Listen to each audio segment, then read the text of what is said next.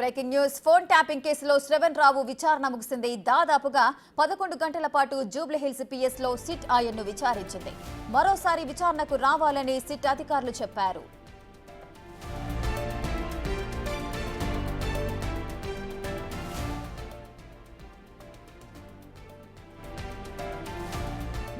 Phone tapping కేసులో శ్రవణ్ రావును విచారణ చేసింది సిట్. దాదాపుగా 11 గంటల పాటు అయితే విచారించారు. జూబ్లీహిల్స్ పిఎస్ లో ఆయన విచారణ అయితే జరిగింది. ఇక మరోసారి కూడా విచారణకు రావాలంటూ కూడా సిట్ అధికారులు చెప్పారు.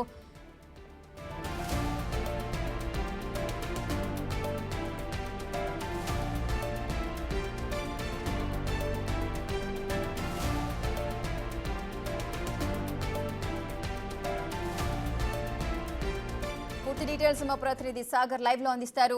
సాగర్, శ్రవణ్ రావు విచారణ ఏ విధంగా జరిగింది? లాస్ట్ టైం విచారణకు వెళ్ళినప్పుడు ఫోన్స్ తీసుకురమ్మని కూడా సిట్ అధికారులు చెప్పారు. మరి ఫోన్లు సబ్మిట్ చేశారా? ఓవరాల్ గా విచారణ ఏ విధంగా ఉంది?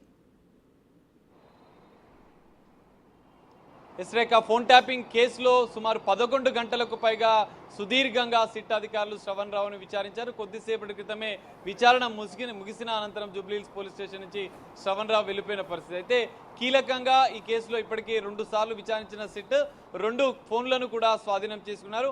ఆ ఫోన్లో ఉన్నటువంటి డేటా ఆధారంగానే, ఆ డేటాను పూర్తిగా రికవరీ చేసి దాని ఆధారంగానే ఈ రోజు విచారణ కొనసాగినట్లుగా కూడా తెలుస్తుంది. ప్రధానంగా అసెంబ్లీ ఎన్నికల సమయంలో గత ప్రభుత్వ పెద్దలకు మద్దతుగానే ఈ వ్యవహారం పూర్తిగా నడిచినట్లుగా అనుమానాలు, ఆరోపణలు వస్తున్న నేపథ్యంలో ఎవరెవరి ఫోన్లను ట్యాప్ చేశారు, ఎన్నికల సందర్భంగా ప్రతిపక్ష పార్టీల నాయకులు, కీలక రాజకీయ పార్టీల నాయకులకు సంబంధించిన ఫోన్లను కూడా ట్యాప్ చేశారన్న అంశాలు వెలుగులోకి వస్తున్న నేపథ్యంలో ఎవరి ఆదేశాల మేరకు మీరు ఇవన్నీ చేశారు? ఇప్పటికే శ్రవణ్ రావు గతంలో విచారణ చేస్తున్న సందర్భంలో ఎస్ఐబికి కొంత సర్వే, ఆయా నియోజకవర్గాలకు సంబంధించినటువంటి సర్వే చేసి నివేదికను మాత్రమే ఇచ్చినట్లుగా కూడా చెప్పినట్లుగా కూడా తెలుస్తుంది.